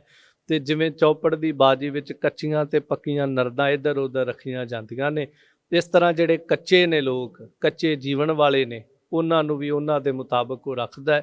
ਤੇ ਜਿਹੜੇ ਪੱਕੇ, ਜਿਹੜੇ ਨਿਸ਼ਕਾਮ ਕਰਮ ਕਰਨ ਵਾਲੇ ਹਨ, ਜਿਹੜੇ ਉਹਦੇ ਅੰਦਰ ਅਪੇਧ ਹੋ ਗਏ, ਉਹਨਾਂ ਨੂੰ ਵੀ ਫਿਰ ਉਹ ਦੇਖ ਕੇ ਸਹੀ ਥਾਂ ਟਿਕਾ ਦਿੰਦਾ। ਜੋ ਆਇਆ ਸੋ ਚੱਲਸੀ, ਸਭ ਕੋਈ ਆਈ ਵਾਰੀ ਹੈ। ਇਸ ਧਰਤੀ ਤੇ ਜਿਹੜਾ ਆਇਆ, ਰਾਣਾ ਰਾਓ ਨਾ ਕੋ ਰਹਿ, ਰੰਗ ਨਾ ਤੁੰਗ ਫਕੀਰ, ਵਾਰੀ ਆਪੋ ਆਪਣੀ ਕੋਈ ਨਾ ਬੰਦਾ ਤੀਰ। ਇੱਥੇ ਜਿਹੜਾ ਆਇਆ ਉਹਨੇ ਤੁਰਨਾ ਹੈ, ਤੇ ਸਭ ਕੋਈ ਆਈ ਵਾਰੀ ਹੈ। ਇੱਥੇ ਸਾਰਿਆਂ ਦੀ ਵਾਰੀ ਆਈ ਹੈ, ਤੇ ਸਾਰਿਆਂ ਦੀ ਵਾਰੀ ਜਿਹੜੀ ਰਹਿੰਦਿਆਂ ਦੀ ਆਉਣੀ ਹੈ। ਹਜ਼ੂਰ ਕਹਿੰਦੇ ਜਿਸ ਕੇ ਜੀ ਪ੍ਰਾਣ ਹੈ, ਕਿਉਂ ਸਾਹਿਬ ਮਨ ਹੋਵੇ ਸਾਰੀ ਹੈ। ਭਾਈ ਜਿਸ ਦੇ ਸਾਹ ਪ੍ਰਾਣ ਹਾਲੇ ਚੱਲਦੇ ਨੇ, ਜਿਸ ਦੇ ਸਰੀਰ ਵਿੱਚ ਹਾਲੇ ਜਿੰਦ ਹੈ, ਚੇਤਨਾ ਹੈ, ਤਾਂ ਚੇਤ ਲੈ ਨਿਸ ਦਿਨ ਮੈਂ ਪ੍ਰਾਨੀ। ਜੇ ਤੇਰੇ ਅੰਦਰ ਚੇਤਨ ਸ਼ਕਤੀ ਹੈਗੀ ਤੇ ਚੇਤੇ ਕਰ ਲਾ ਉਹਨੂੰ, ਉਸ ਤੋਂ ਬਾਅਦ ਪਤਾ ਨਹੀਂ ਲੱਗੇਗਾ। ਤਾਂ ਸਾਹਿਬ ਕਹਿੰਦੇ ਜਿਸ ਦੇ ਅੰਦਰ ਪ੍ਰਾਣ ਹੈਗੇ ਨੇ, ਕਿਉਂ ਸਾਹਿਬ ਮਨੋਂ ਵਿਸਾਰੀਏ, ਉਸ ਮਾਲਕ ਪਰਮੇਸ਼ਰ ਨੂੰ ਮਨ ਚੋਂ ਕਿਉਂ ਵਿਸਾਰਦਾ ਹੈ। ਆਪਣ ਹੱਥੀ ਆਪਣਾ ਆਪੇ ਹੀ ਕਾਜ ਸਵਾਰੀਐ, ਭਲਿਆ ਇਹ ਤਾਂ ਕਾਰਜ ਆਪਣੇ ਹੱਥੀਂ ਆਪ ਹੀ ਸਵਾਰਨੇ ਪੈਣੇ। ਮਤਾ ਤੂੰ ਕਵੇਂ ਰੋਟੀ ਕੋਈ ਦੂਜਾ ਖਾਵੇ, ਭੁੱਖ ਮੇਰੀ ਮਿਟ ਜਾਵੇ, ਪਾਣੀ ਕੋਈ ਦੂਜਾ ਪੈਲੇ, ਪਿਆਸ ਮੇਰੀ ਮਿਟ ਜਾਏ। ਨਹੀਂ, ਨਾਮ ਦੂਜਾ ਜਪੀ ਜਾਵੇ ਤੇ ਉਧਾਰ ਮੇਰਾ ਹੋ ਜਾਏਗਾ। ਨਹੀਂ, ਇਹ ਤੇ ਆਪਣੇ ਜੀਵਨ ਦਾ ਕਾਰਜ ਹੈ, ਤੇ ਆਪਣੇ ਹੱਥਾਂ ਦੇ ਨਾਲ ਆਪ ਹੀ ਇਹ ਕਾਰਜ ਜਿਹੜਾ ਸਾਹਿਬ ਕਹਿੰਦੇ ਸਵਾਰਨਾ ਪੈਣਾ, ਤੇ ਇਹਦੇ ਵਾਸਤੇ ਤੂੰ ਯਤਨਸ਼ੀਲ ਹੋ। ਸੋ ਇਹ ਗੁਰੂ ਕਿਰਪਾ ਨਾਲ 20 ਸ਼ਲੋਕ ਆਪਾਂ ਸਰਵਣ ਕੀਤੇ ਨੇ। ਹੋਈਆਂ ਭੁੱਲਾਂ ਦੀ ਖਿਮਾ, ਦਾਤਾਰ ਪਾਤਸ਼ਾਹ ਸਮਤ ਦੀ ਦਾਤ ਬਖਸ਼ ਕੇ ਨਿਵਾਜਨਾ ਕਰਨ। ਜਿਸ ਕੇ ਜੀ ਪ੍ਰਾਣ ਹੈ, ਕਿਉਂ ਸਾਹਿਬ ਮਨ ਹੋਵੇ ਸਾਰੀਐ, ਆਪਣ ਹੱਥੀ ਆਪਣਾ ਆਪੇ ਹੀ ਕਾਜ ਸਵਾਰੀਐ।